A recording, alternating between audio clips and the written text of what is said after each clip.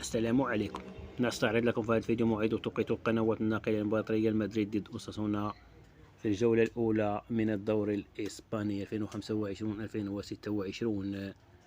يحتضن ملعب أوساسونا مباراة الريال ضد نادي أوساسونا. احتمال الفوز في هذه المباراة 79% فوز ريال مدريد، 14% تعادل الفريقين، 7% فوز النادي الأرض والجمهور أوساسونا. موعد مباراة الريال ضد أوساسونا. المباراة تجرى مساء اليوم الثلاثاء 19 من غشت 2025.